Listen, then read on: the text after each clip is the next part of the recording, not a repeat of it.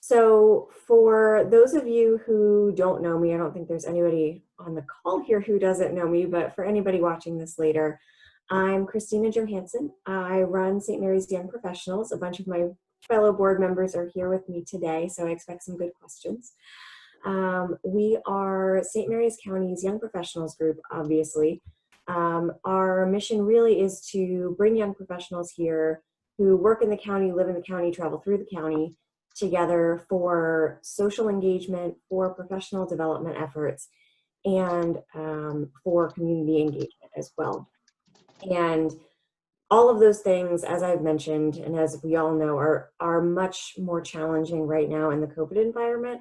But what I'm hoping is that through these Rise and Grind sessions that Connor has so graciously put together, I'm really hoping that you all can get a better feel for what is available in the county, what is going on in the county, and how you can start to be engaged in the county to make this more like home for you. I know it's challenging for most of us if we are not from the area to, in a very word of mouth community, figure out what there is to do. We went through that last week with tourism, and then how we can actually engage our passions regardless of how long we're here, because it's not just a place to live, it's not just a place to work.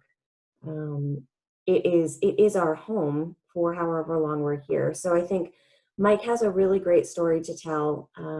So Mike is going to introduce himself. I like to at least turn it over to you, just because I want to make sure that you tell people what you want to have them know about you, right?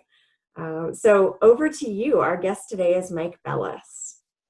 Good morning, everyone. I guess there's a lot of good familiar faces here, so this is pretty easy. But my name is Mike Bellis. My full-time job, I'm the executive director at United Way of Charles County. I've been there for almost 6 years now, and it's a dynamic work environment that's especially challenging now given the coronavirus situation. But outside of that, I serve on a number of boards and committees. I'm on the Housing Authority here in St. Mary's County, along with Aaron and several others. I serve on the Executive Committee and the Board of Directors for the Charles County Chamber of Commerce. I am also on various committees like the Charles County Homeless and Emergency Shelter Committee. We're going to talk a lot about board involvement, so that's important. The way my career works as an executive director is I report to a board of directors, which fluctuates from the time I've been there from everywhere from about 9 to 17 people. And then I manage my staff, which varies from 0 to 3, depending on the situation and the time of year and funding and grants. So I've managed a board of directors for almost 6 years now. And there's something really interesting about coming into work every day and not having a boss there. But there's also something very different, a different kind of stress when you have 17 personalities to report to and manage on every decision that you're making. So one of the other things that we're going to talk about is Volunteer Southern Maryland. If you're not familiar with it, it is a brand that existed under the College of Southern Maryland. So when Dr. Brad Gottfried was the president of the college, he established a number of programs to serve the community. One of them was the Nonprofit Institute and Volunteer Southern Maryland, which was this website, which is great in theory, where what would happen is if you were interested in volunteering in the community and you just said, oh, I don't know what I want to do, and maybe I'm not affiliated with an organization. So you and your family could go on to Volunteer Southern Maryland, find a project that needed to get done, almost like GoFundMe, but for volunteer hours and manpower. And you could go sign up. You could filter by interest, time, whatever, and you would go and volunteer. And then so agencies would be able to go in there, put in their opportunities, whether ongoing or project-based. The problem is it just never took off. It was one more thing for nonprofits to manage. So it kind of fell apart. And so CSM retired and sunsetted that brand and the website about 6 months ago. And so we saw an opportunity there when the coronavirus happened and began. So we actually acquired the brand, and we now own Volunteer Southern Maryland. And we're now kind of reimagining that. And I can talk more about that as questions come in. But that's kind of my story. That's kind of some of our work. And I'm happy to take any questions or elaborate on specific points. Well, we'll have plenty of questions for you, Mike. Oh, good. Because I mean, if I don't have answers, I'll make something up. No, see, that's good too. Though. I'll take it.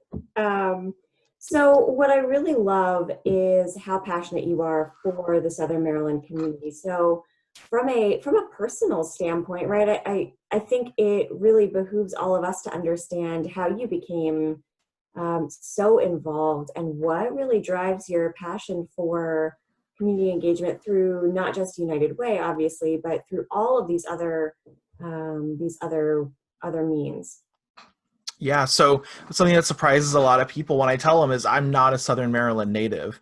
I was born and raised in South Florida and relocated to Southern Maryland 10 years ago this month. And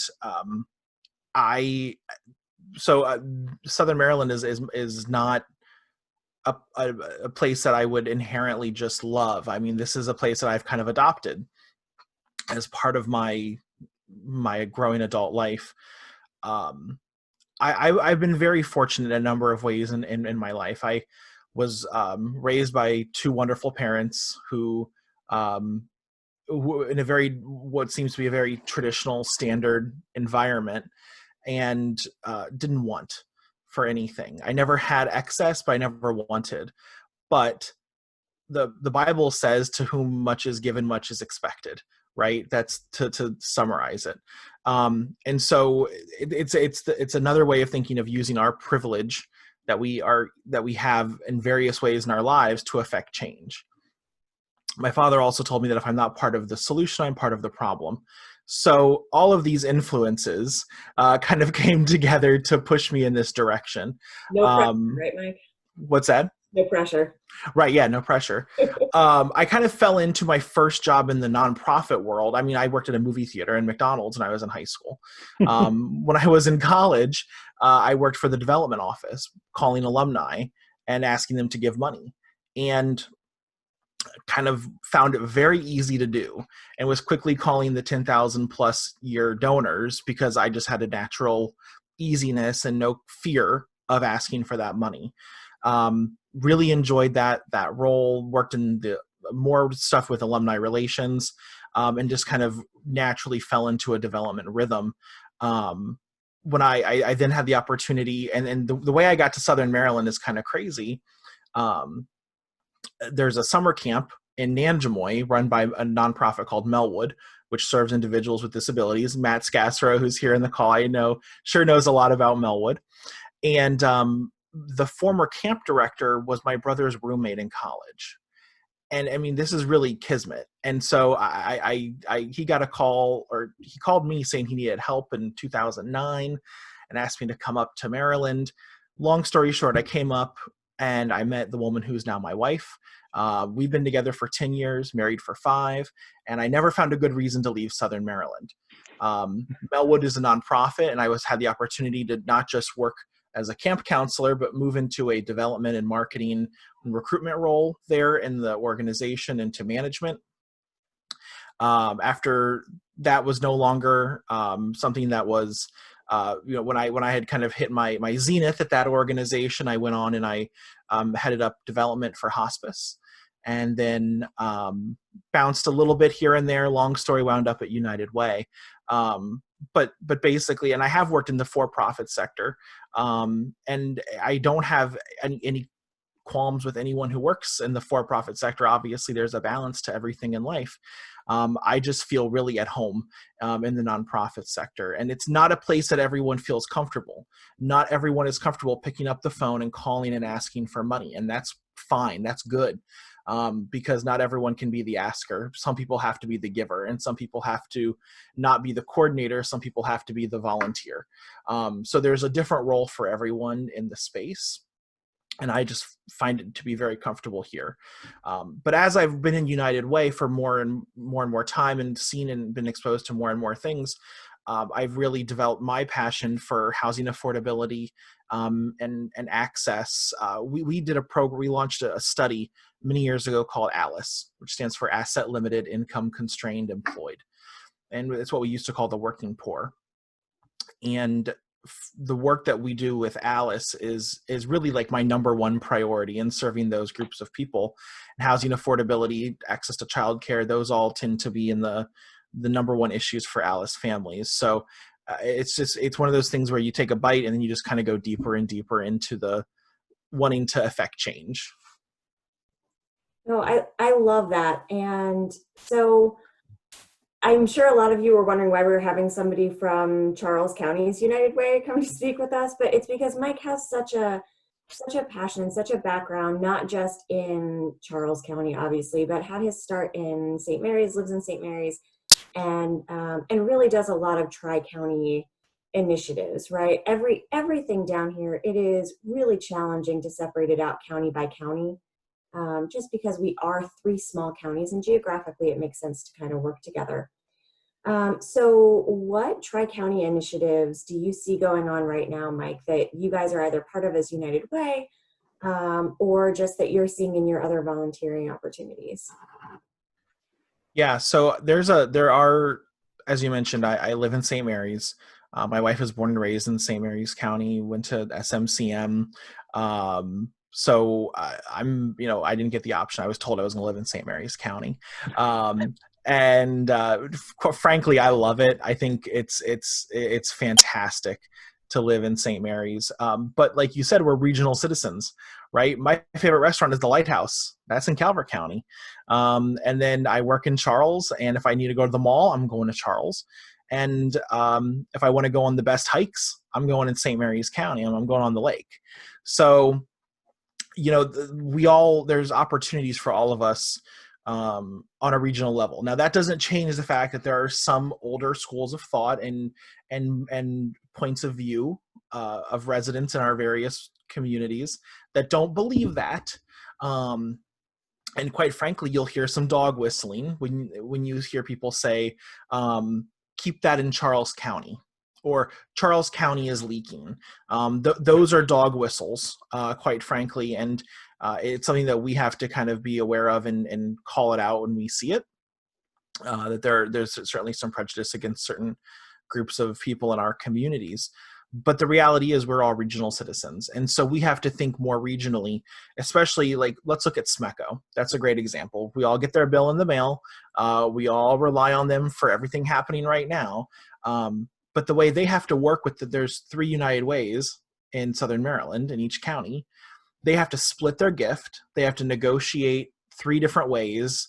That certainly makes things complicated for them. And if there was more regionalization, you would certainly see the ability for us to have a more a collective ask, a stronger ask, if we were together, and reducing things like overhead, duplication, and that means a leaner entity that would reinvest more aggressively back into the community. But while that conversation is ongoing, we have done things like our Day of Caring, for instance. Our Day of Caring is the largest single day of philanthropy. So it's kind of, we get what I call the honey-do lists from all the nonprofits in the region. We started just doing it in Charles County. And then we get volunteers from SMYPO, from Comcast, from companies all across, and then they pick the projects. We all have breakfast together, have a nice big kickoff, and then everyone goes out and does their projects. We last year made it a regional effort. So we collaborated with Calvert and St. Mary's to make it a regional Day of Caring. We're going to be doing that again this year. Of course, we don't quite know what that's going to look like because it's held in the fall, depending on what phase we're in. And it might be canceled. It might be a virtual event where you report in on what you did. We'll see what happens. But the idea is certainly there that we're working more closely with our regional neighbors And the fact may exist, if you live in St. Mary's, the organization that you're passionate about may not be here in the county, and that's okay to go across the bridge or to go down into Charles or whatever, because those boundaries are more geographic than they are cultural. So that brings up a really good point, Mike, is that there are a bunch of organizations that need support. And it ties back to your initial discussion on, kind of the Volunteer Southern Maryland, which I'd love for you to kind of talk more about how we can either get involved, how we can support you all, how people who either listen to this later or people who just kind of are Googling around, how we can encourage people to go find those opportunities, because like I've said, like we've all talked about with LSM, since a lot of us on this phone call are Leadership Southern Maryland graduates, it is very word of mouth here. And if you don't know, you don't know. It is a challenging environment to find information. And so, Mike, part of the thread of all of the conversations that we've had in these Rise and Grinds is, how do we get the word out about things more, right? It is incumbent upon us as a young professionals conduit to provide information and to help people understand where they can find information, because otherwise, when we spoke last week to tourism, when I moved down here, I would have had no idea to go to the tourism website for half the stuff that's going on in the county, right? That just wouldn't have been a thought that I had. So how do we do that? And so I'd like to know how we can kind of engage more with you all and Volunteer Southern Maryland to get that word out. Yeah. So what's really interesting about the issue of word of mouth and getting our word out is, we as nonprofits find ourselves in that exact same boat, right? We don't have, I mean, the radio station, who listens to the radio? Really not enough people to put the value on advertising there. There is not a TV station. And here's the fun fact for you. If you want to buy a billboard with like 301 or 235 frontage, it's $10,000 a month. So there's no nonprofit rate. Clear Channel charges full throat costs to everyone. So there's very little opportunity for us to get our word out. So then we have the social media explosion. Oh, wow, I have unlimited potential to reach out to people. And at first, it was like this renaissance of reaching people and engaging with people. And then the algorithm came in, right? Remember how we all used to go in and just see things that happened in real time? Well, now you're fed things based on what you engage with. So if you're on Instagram and you're engaging with fashion brands or food brands, you're not liking and commenting on the content that your favorite charity or your favorite whatever is putting out, you're not going to be served that to be seen. And so that's the issue that we have. We have all put resources into our social media, and no one is coming in and engaging with it necessarily. So we have to constantly adapt and change what we're serving up to hopefully get the engagement, so that when we do post something relevant, you'll see it.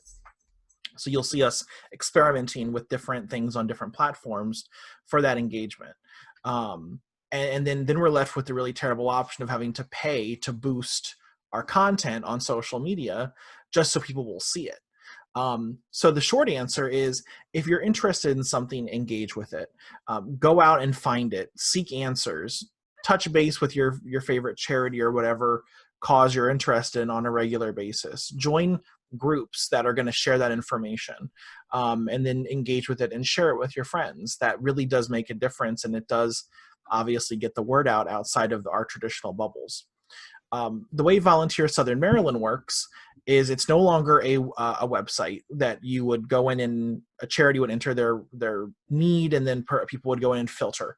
At this point, we're still analyzing kind of what our traffic rates are looking like, what the overall usage is going to be. So we're using a very simple program called Sign Up Genius, and it's literally just a way for if a charity needs something, we can put the resource up there, and then people can go in and they get connected. That is going to evolve. The website is volunteersomd.org. Again, volunteersomd.org. and you'll be redirected to the Sign Up Genius site. The issue that we're facing now, which is kind of a unique challenge, is the charities don't need a lot of help at this moment. A lot of people are on some type of modified work, or there's too much risk, being that Charles County, for instance, is not even in phase 1 yet until Friday. We are the risk is very high. So only truly essential nonprofits have been out serving clients hand over hand. For instance, our in Charles County, our soup kitchen has been operating and has certainly needed that assistance and has been, requesting volunteers. But generally speaking, it's a different world right now because of coronavirus. Yeah, and I'm sure there are a bunch of volunteer opportunities so that people don't even recognize that they have a need for, right? I mean, you're talking about nonprofits who historically haven't maybe had a large online presence. There are a significant number of young professionals that are really adept at that and could really help out, but I don't know that there's been that connection and that pivot made for a lot of the nonprofits necessarily to try and take real advantage of the situation if they don't have the talent to go do it. So that's kind of an interesting way that maybe our group could promote supporting other nonprofits. So I really like the idea of Volunteer Southern Maryland. I think, especially once COVID restrictions are lifted, I would really like to work with you, Mike, on getting information out about that and trying to maybe start to spotlight some of the nonprofits here in the county and in the regional area as a resource for folks, right? I guess a question for you is, I assume the best resource for finding out about local nonprofits is the Nonprofit Institute. Do they have like a list of stuff, or? So the Nonprofit Institute is really and they're one of our key partners. So we've been hosting for the past 10 weeks, we've been hosting calls with nonprofits. That's scheduled for 1:00 today. So we've been bringing together almost every nonprofit in the region to make sure that we're resource sharing as best as possible, best practice sharing. We have the Chamber of Commerce joining us today to kind of walk through reopening and sharing their plan that they developed in Charles with the nonprofit sector. But we've been doing that for 10 weeks now of collecting these folks and sharing that information. The Nonprofit Institute has been our key partner in that. But they're really more of an education and resource site for other nonprofits. So when a nonprofit needs to learn to do like a social media 101, they can go to the Nonprofit Institute to learn that. One thing that we produce, at least in Charles County, we have our directory of human services. So you can visit our website and you can download a PDF copy. We do have print copies, but this group, I'm pretty sure y'all would just prefer a PDF version. It is searchable, which is nice. So you can visit our website under How We Help. It's a human services directory. And that's basically a very comprehensive compendium of resources that exist in our community. It's pretty much everything. It's not just our partners. And very selfishly, we could have just our partners on there. But we included a lot of public sector things, including social services, the health department, and we renew that every couple years and make sure that information is up to date. But that is the best way for you if you're just saying to yourself, I really care about animals and I really want to make sure that I can somehow serve animals. You can go to that directory, Control F, search for different animal-based organizations, and maybe find one that comports with your interests. And yeah, I just wasn't sure if there was otherwise a local or regional listing of nonprofits that people could just kind of search and figure out what's actually out there. One of the problems is, I'm sorry to interrupt you, but if you search, let's say, the IRS database and you search for like all the Southern Maryland zip codes, you'll pull up something like 3,000 registered charitable entities, 501c somethings, registered in Southern Maryland. And the problem is that's everything from your kid's softball league, that could be a family foundation. It could be any number of things. So not everything is active and or seeking volunteers. No, that's a really good point. So Matt had to jump off. I know he has a note for you, BJ, in the comments if you are up in the chat. But he did bring up a really good point, and I'm sad I didn't get to it before he had to jump off. And this, I guess it's for us being a pretty regional and a pretty engaged group here, it's not directly involved with volunteerism or board engagement, but he's talking about in the chat, I don't know, Mike, do you have that pulled up by chance? I do. Okay.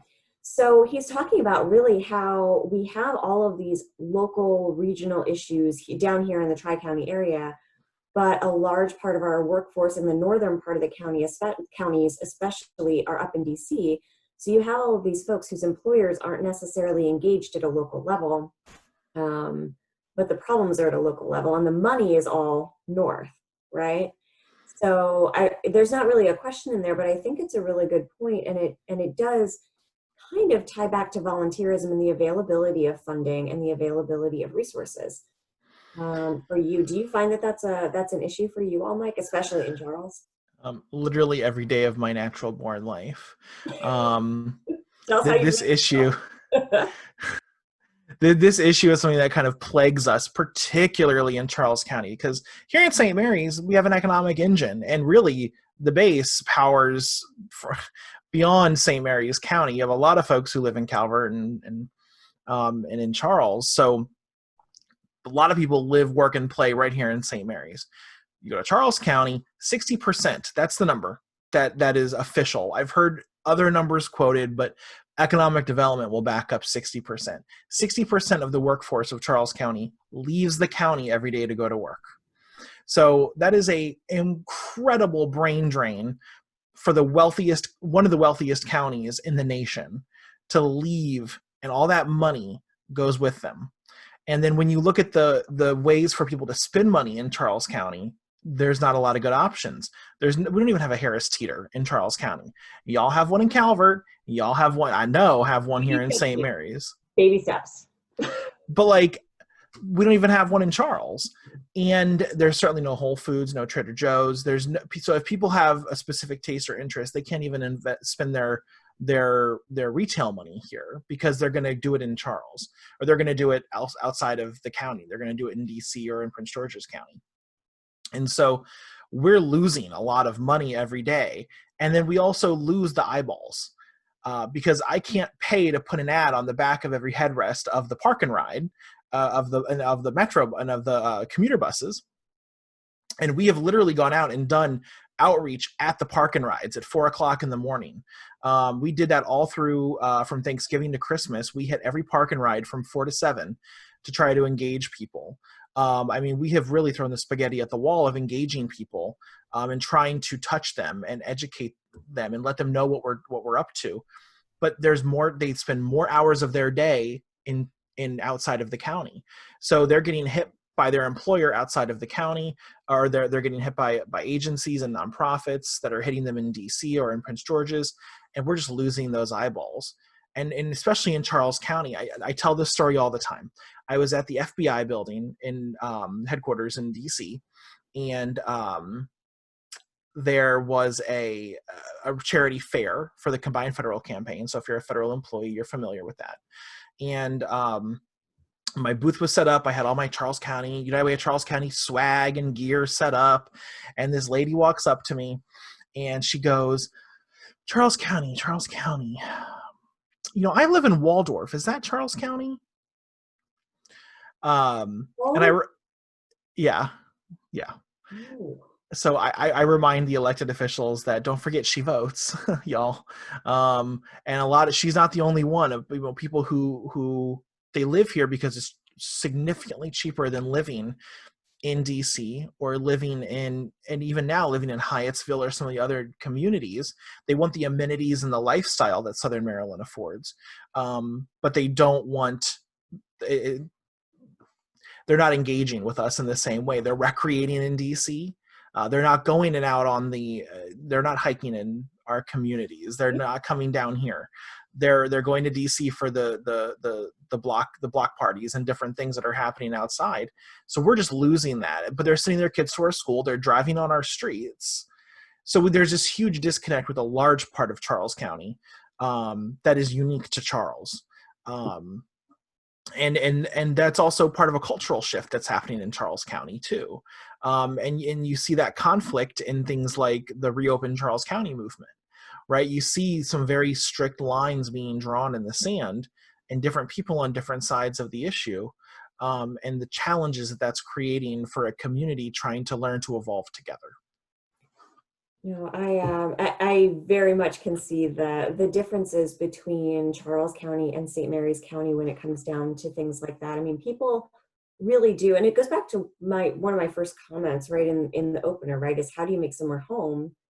And in like here, I think it's a lot easier to do that.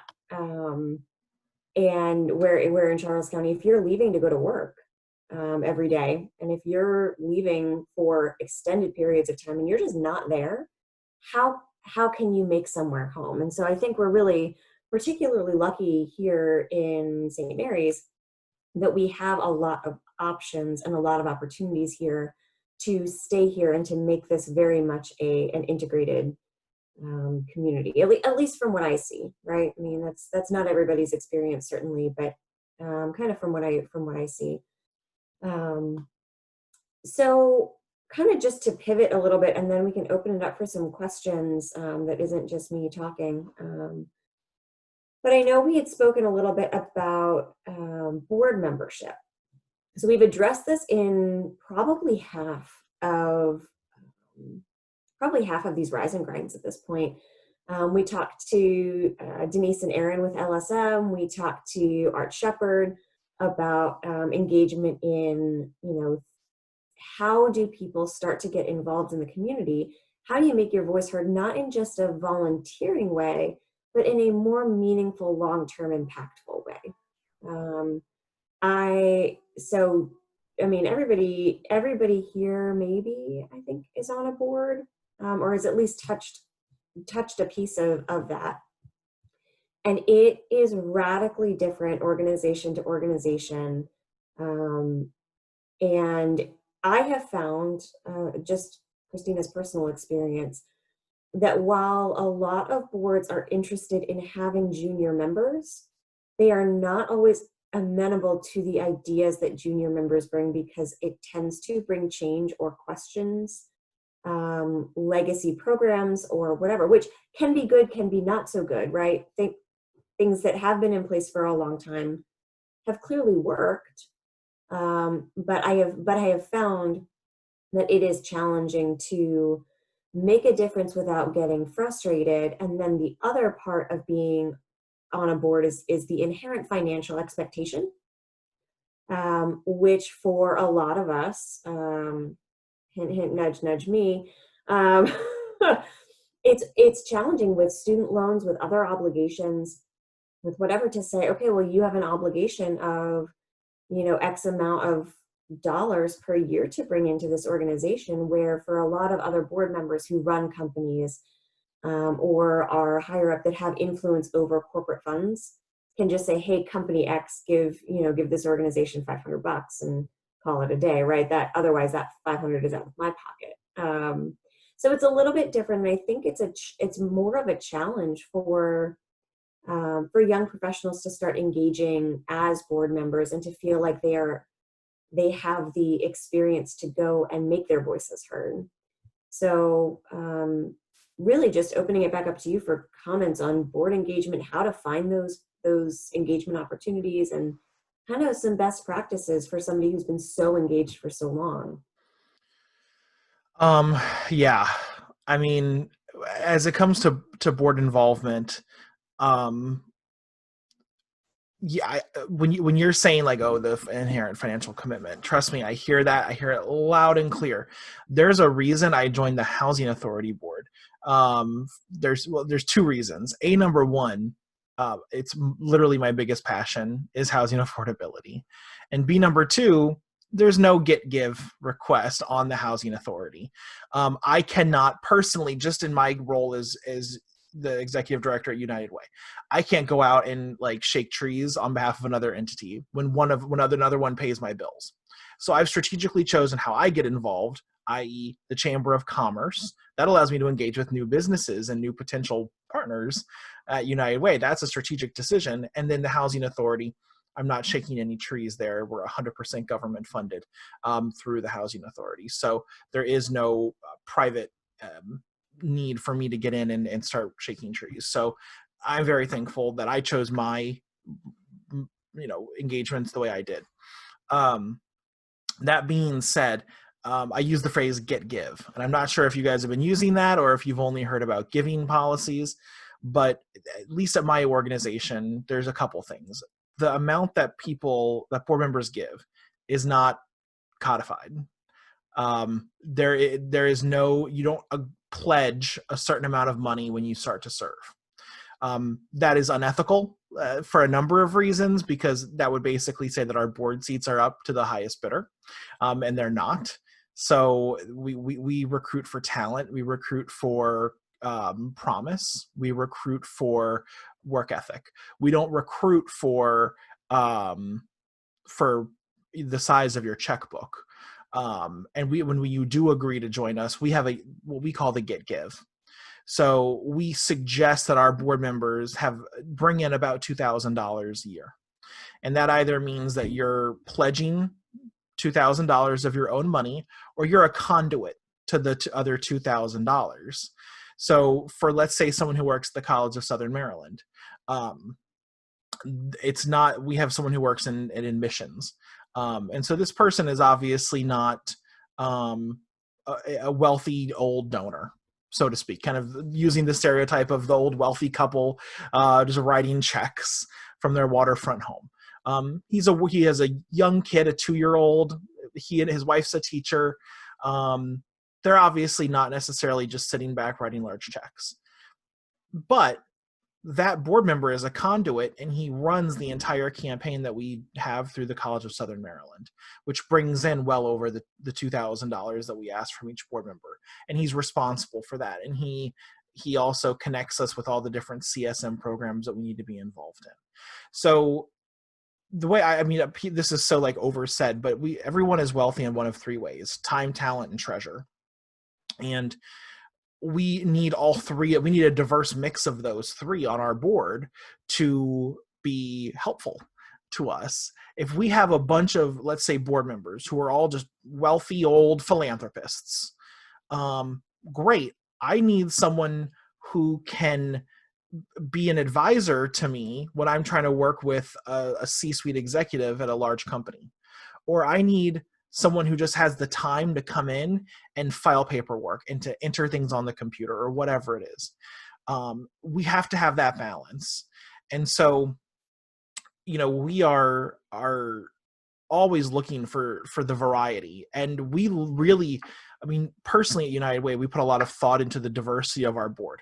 And that doesn't mean that we look like the United Nations of skin color, right? Diversity comes in a lot of flavors, and it has a lot of meaning behind it. We want people who have different gender expressions and identities, and we want people who have different religious and ethical, or not ethical, but moral compasses in their lives that have shaped them differently. And we want a diverse field of thought to influence our way of doing business that reflects the community that we serve. Because we view ourselves as a microcosm of the community. So our board should be just as diverse and inclusive as our community is. So when it comes to board members, we don't put out like on our Facebook page or anything that we're looking for board members. That's just not how we do it. Some places do that. Rather, we use a lot of word of mouth. We have kind of legacy positions with, let's say, the sheriff's office, the hospital, SMYP, where we always have someone from that company who's serving on our board. Now, they're still independent board members by law, but we have these kind of earmarked positions for some of those folks. But we've also looked and said, we needed a lawyer, we needed a CPA, we needed these different expertise fields to be on our board. And now a lot of folks have that, even no matter where they're coming from in their careers, they can bring something, whether it's from their personal life or whatever, to the board. So what I recommend for board service is figure out what you're passionate about and work backwards from that point, right? So if you just want to join a board because it's going to make your LinkedIn shine, or it's going to get you more likes on Facebook or on Insta, that's a really bad reason to get involved in pretty much anything. Rather, because then you're not going to have the heart for whatever you're trying to do. So if it's animals, great. If it's hunger, great. If it's children, great. Whatever it is, find out what you give a damn about outside of your career or as a function thereof. But what is it that gets you out of bed every morning or that gnaws at your soul, and find something that aligns with that. There's a huge diversity of organizations in the region. You can find them and then reach out to them. I do not know, and I know a lot of executive directors. I don't know an executive director that would be offended by an email from a member of the community saying, I'm really passionate about your cause. Is there a way that I can potentially give my talent and my resources or my whatever to your board of directors or some other capacity? Because that is the person, like, I'm looking for that when I'm hiring someone. I'm looking for that all the time. I want that passion and that energy, because otherwise they're being voluntold. They're not volunteering. I want someone who is there because it rustles their jimmies. It fires them up. That's who I want serving on my board or on a steering committee or on something. I want that passion. I will find a way to use that. I will not lose that passion if that person emails me. So that actually brings up a really good point, and then I promise I will shut up. There are a lot of opportunities to get involved, whether it is volunteering on a committee or being part of a board. But they are two very different responsibilities and commitment levels. So for folks who aren't, it's hard because I know the folks on this call and I know how involved you all are and I know you guys all know the difference, but for people who might want to watch this afterwards who aren't as familiar with board memberships versus committee engagement versus just volunteerism, what is the benefit of serving on a board, and what is the difference in commitment level to you, Mike, now that you've been on a bunch of them, right? Not just Charles County specific, but what is the difference in that commitment level and influence level versus being engaged at a committee level? Because I've seen a lot more effort sometimes out of committee members that aren't board members, right? So I don't know that effort level is necessarily commensurate with influence. So, I mean, a committee could certainly be like a short-term project, just like at work, you might have a project committee or a team that gets assembled for a specific project. But a board, you're making a fiduciary commitment to the organization, which means you carry fiduciary responsibility. And that's a lot more than being on a committee where you're responsible for your outputs at that point. When you're on the board, it is a different level. And I certainly don't want to understate that if there is waste, fraud, and abuse that is occurring at the board level, you could be held responsible for that, which means you need to be an engaged board member and be very aware and have the conversation before you join a board. Can I see your financials? Can I see your audit? Show me your balance statement. Can you show me you have other verifications and means of proving that you guys are doing well? Because you don't want to get yourself wrapped up in something that is going to negatively affect you in the long term. But most entities, by and large, that are kind of established have audit protocols. We all have outside contractors who handle things for us, CPAs and what have you. But as a board member, you do carry a deeper responsibility. You are kind of always a representative for the entity when you're out and about. You are expected to carry more weight. not attending a fundraiser, you need to have a pretty good excuse to not be there to carry the weight as a board member. And that can be sometimes just too much. And depending on where you are in life, kids, work, whatever it is, it may not be the right time for you to be on a board.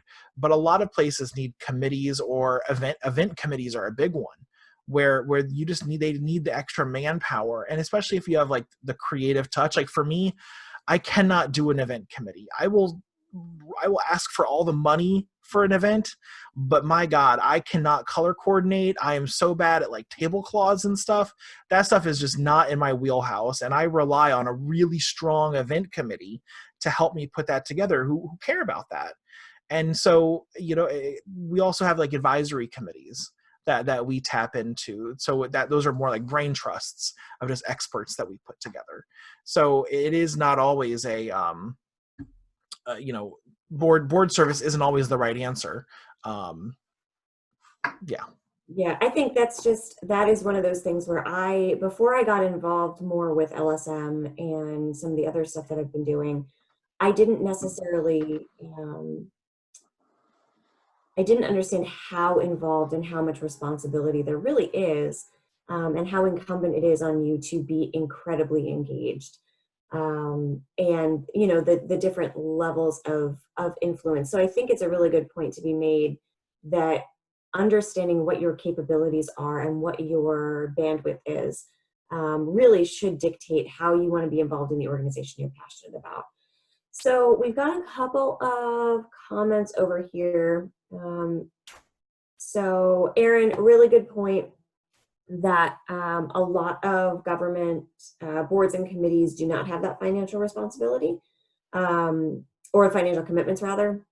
And I do have a list from Denise Foster with LSM of organizations that do need board members. So when I post this, Mike, I will probably put that list together as well, just as one of the comments to make sure that people can get involved. Super. And I just want to put a comment in there about serving on a St. Mary's County government board. These boards, more than most, need the talent and the energy and the vision of young people, from young professionals. There's large pockets of St. Mary's government that are controlled by the old guard of St. Mary's County, and parts of our community are being held back because young people are not engaged. And you can see that in a number of ways. I will not get political with this, but we need young voices in county government. No, I completely agree there. Connor had a question for you about your Emerging Leaders Society, which is news to me, Mike. Yeah, so there's kind of a reason that I didn't go too deep into it, but we do have a program called the Emerging Leaders Society, which is geared for young professionals. The reason we have not, it is in the middle of a rebrand through Leadership Southern Maryland. So we're actually working as one of their projects for this year to go through a rebrand of this program. And the idea was, because there's emerging leaders societies or young professionals groups through United Ways across the nation. And that the way, though, that we engage in Charles County is difficult. Number one, we don't have a lot of young professionals who are working in and bear with me when I use this phrase, in a white collar role. Because of the 60% leaving every day, a lot of the jobs that just exist, period, are retail based, and we don't have a relationship with them at United Way. There's not a lot of employers, so we've been struggling to fill this out. And I do think that as time passes and as regionalization and our ability to work with our partners grows, that we will be able to really evolve this into something meaningful throughout the region. So I guess my answer is stay tuned. And know that we are very aware of this. Well, we don't want to create something just in name only. That was the problem. We created something in name only to create it, we want to create something that actually adds value for people who are willing to pledge money. And we want to make sure that people are getting the experience out of something when they're ascribing money to it. Yep, that's awesome. Thanks, Mike. Yep. What other questions do you all have? I mean, it's literally been Mike and I talking for 52 minutes. So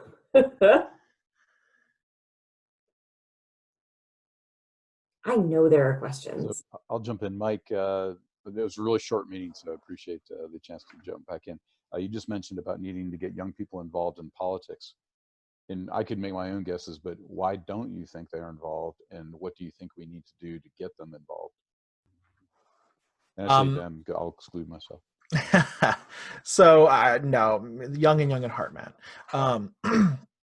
I would say that in St. Mary's specifically, looking at our community, and it's something that Christina touched on earlier, is the transient nature of our community. There's a lot of people who are kind of serving their dime through our community, and then they're out, or they're waiting for their next. They're moving on, and they're just not super invested in what's happening here. Or especially what we're seeing now is people who are thinking about capital P politics. They're looking up at 1600 Pennsylvania Avenue, or they're looking at the halls of Congress, and they're very focused on what's going on there. And they're not really looking at what's happening in their own neighborhood.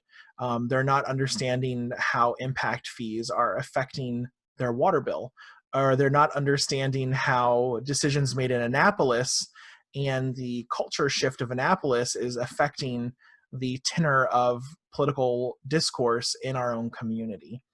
And so to that point, I think people need to, like all politics is local, right? So the same thing that we need to encourage here is that people need to look locally. And we see that in philanthropy. Just to put a little pretty bow on that answer, is people, when they think of I need to get involved, they think I have to feed every child in Africa, or I need to make sure every girl goes to school in India. Those are valid things. They're not invalid. They're not wrong. But they're also denying the fact that their neighbor sits at their kitchen table every month and decides what bill they're not going to pay so they can put food in their children's belly. Because 1/3 of St. Mary's County does that every single month. They're determining how they're going to feed their children because they're not making enough money to live in our community. And their story is valid too. So we have to encourage people to say, yes, the children in Africa are important. The worldwide global issues that we're facing today are important, but so is your neighbor. And so is your voting, your delegate district. So are all of these other issues. They're important too. I think one thing, just if I could make a comment, a lot of the groups, Leadership Maryland, Leadership Southern Maryland, others, they take groups up to Annapolis, or they sit down and they have sessions with politicians. And I've been to a lot of those, and quite often it's the politicians end up lecturing you on how they work and how they do things and what they need to see get done, things like that. What I'd like to see is what we did about a year and a half ago with a veterans workshop, where the politicians come but listen, and actually you roll your sleeves up and you actually engage on problems. So if you all want to see things like that, I think that may get people, especially if you focus on the problems that young people care more about or should care more about, but make them workshops where you give them things to actually work on, vice being lectured to by politicians, which I stopped going to them just because it's a pain in the ass. No, I like that idea a lot, Matt. And we've been trying to figure out kind of our team, how we can encourage that engagement in local politics without it getting political, and without having an inherent bias that people would assume of our organization, because that's really not what we're about. It's just engage where you're passionate about. Like I don't care what it is, but go and get involved and make a difference, because you can at a local level. I think people get really stymied when they look at this national thing or about hunger in Africa, right, Mike? And they think, well, if I can't do it 100%, I'm just not going to do it. Where 5% actually matters. One person matters. One life change matters, right? And your idea of a workshop, Matt, that having something actionable that comes out of a meeting is really important to see that that is true. That because you all have had a voice towards somebody that has decision-making power for the local community, to see that your voice is actually put into action is a really powerful thing. So we've been kind of talking about how to do something like that, like I said. So I welcome any suggestions on how to make something like that happen, and how to have more involvement in that. What other questions do we have for the last 2 minutes we've got, Mike? Anything else? So Mike, what is the one big takeaway that you would want any young professional that listens to this, that's on this call, that is going to someday stumble across this on YouTube? What do you want young professionals in St. Mary's County or in Southern Maryland to know?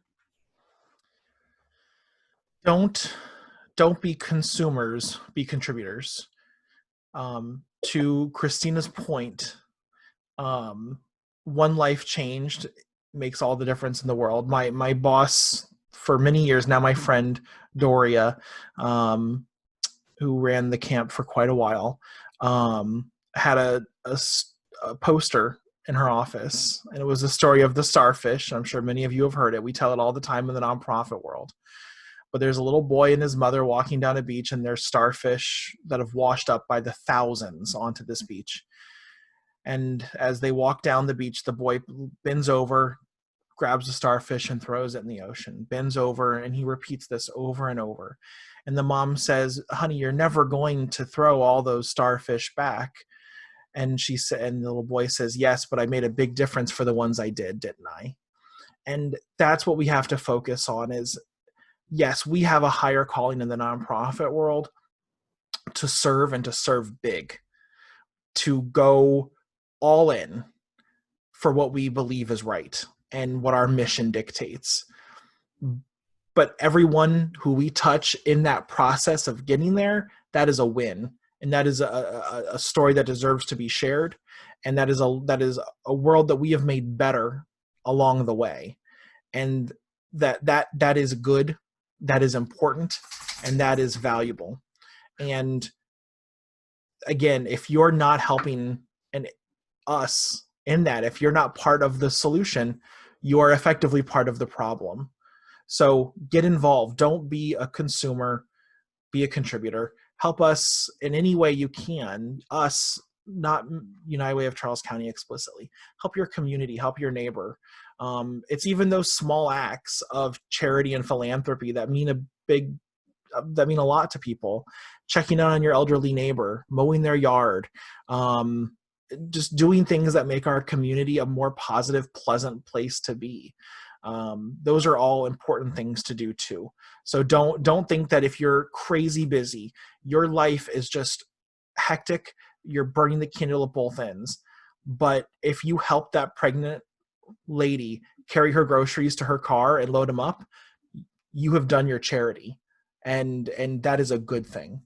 So be good to each other. I love that, Mike. Thank you for an excellent wrap up to a very productive discussion here today. I really appreciate your time, and I look forward to seeing everybody for next week's Rise and Grind. Connor, who is our next Rise and Grind participant for next week? Next week will be Alan Lewis with the Leonardtown Business Association. Excellent. So stay tuned, and I will look forward to speaking with you all again next week. Thanks again, Mike. Yeah, take care. Feel free to add me on LinkedIn if anyone wants to communicate further. Thanks, everyone. Thanks.